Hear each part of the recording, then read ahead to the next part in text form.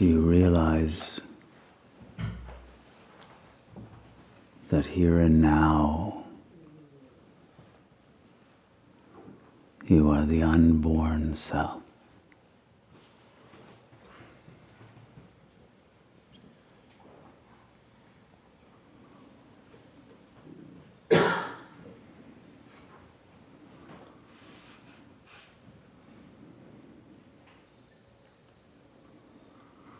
The self has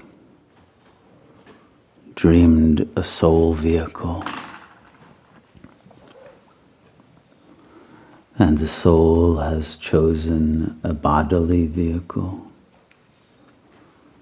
and in that bodily vehicle it has formed an ego vehicle. But the self has never left its eternal abode of bliss.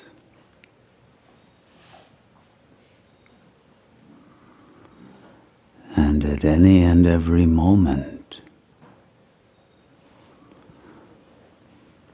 the consciousness is free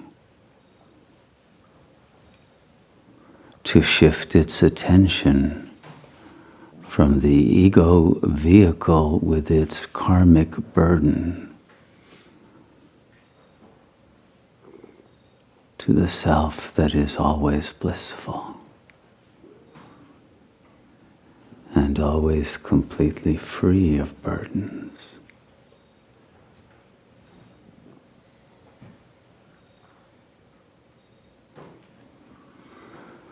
The ego vehicle has no free will. It is specifically designed by you not to have free will. You wouldn't want your ego to have free will. In the same way that you wouldn't want your car to have free will. You wouldn't want it to say, no, I'm not going to start this morning, sorry. And so the ego is designed as a spiritual machine that will function exactly as it is determined to do.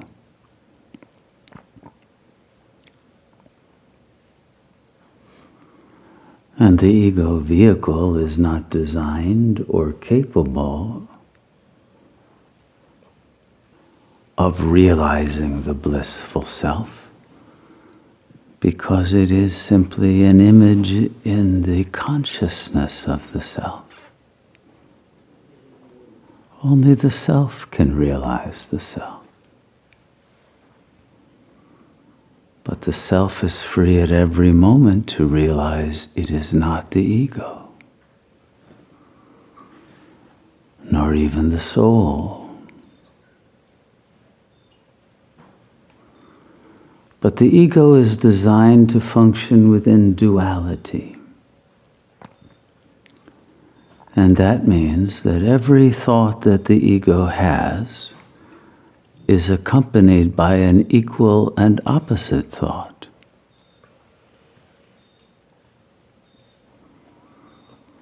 And thus the ego can never accomplish anything except to remain homeostatically identified with its own original premises, the frame of reference in which it was designed to survive, to cope.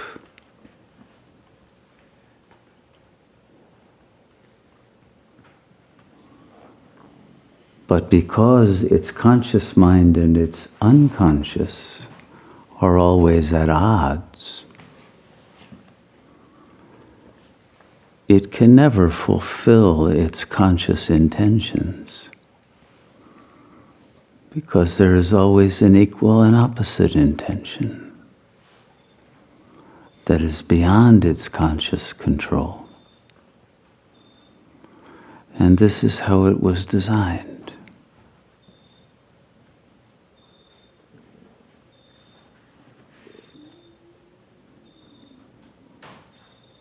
But the soul is capable of integrating these opposites. The soul, however, is also trapped between two opposite modes, which are called the lower death drive and the upper death drive. And the soul is homeostatically designed to remain at that point in which the two forces are balanced.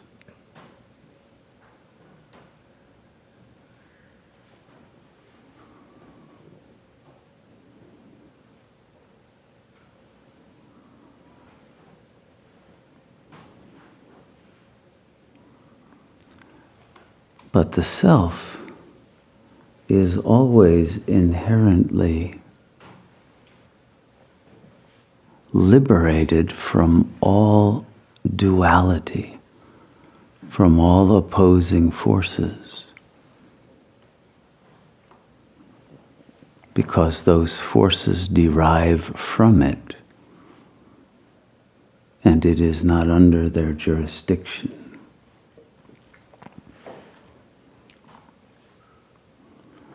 And therefore, the moment that the self no longer wishes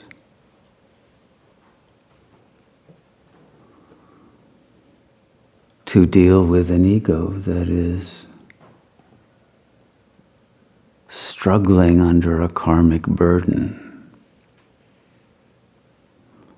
it has the power to release all of that karma, as well as the ego to which that karma seems to belong.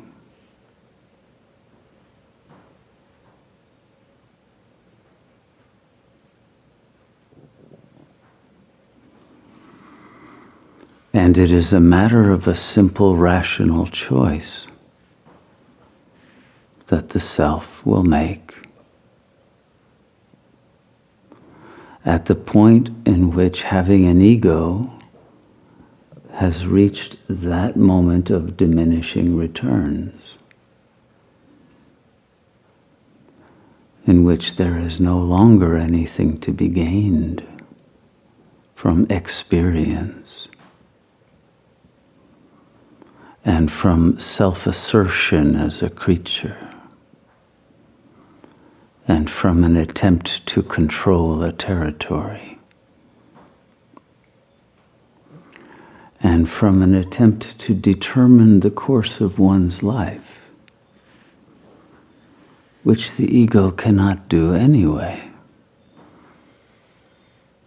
It can only believe that it can do that.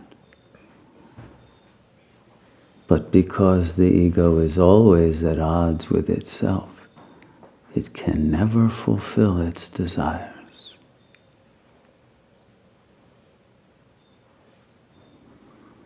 And thus it is always prey to its fears.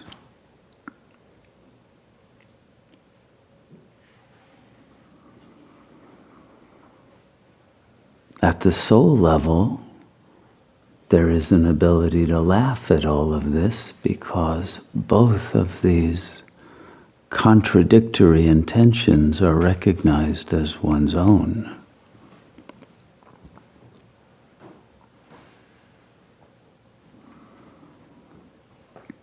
And these contradictory intentions enable a stereoscopic view of reality that otherwise could not be perceived in its full depth dimension.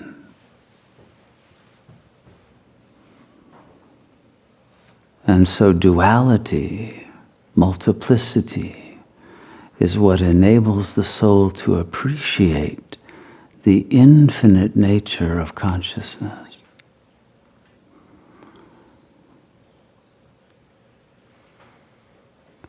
And to recognize that that infinite nature is infinitely beyond its ability to recognize and to know, because most of that infinity lies beyond the event horizon of the soul.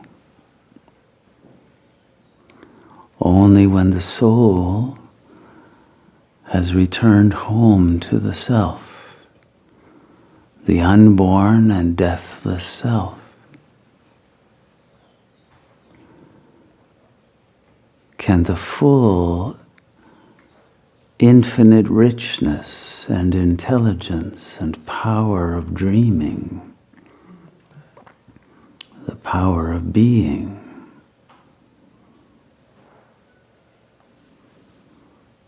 be realized by that consciousness that has extracted itself from the illusion of becoming and of believing.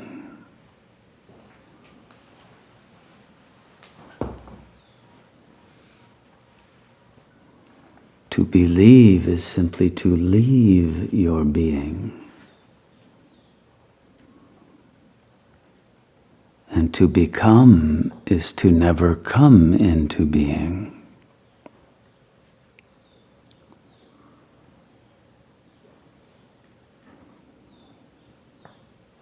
But none of these illusions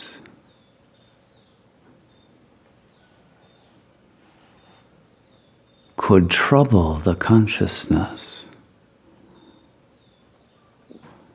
if they had not been freely chosen as one's dream. And in the same way, one can freely choose to awaken from one's dream. But when that awakening happens, there will be no ego and no soul.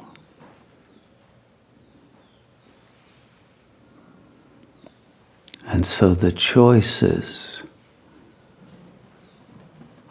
that are necessary to be made must be made by the right agency. The soul can decide, it can discern and decide regarding the ego, but it cannot decide about its own liberation from the wheel of karma.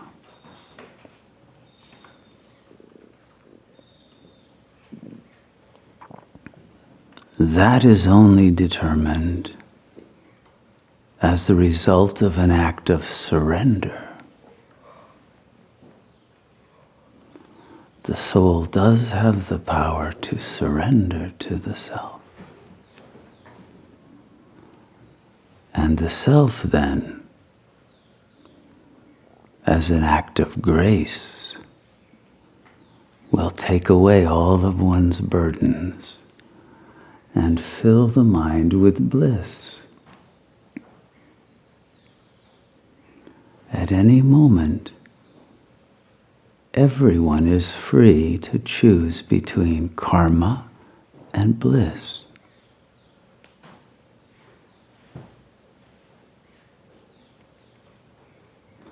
And if you are still choosing karma rather than bliss, it is important to reflect upon why you would make that choice.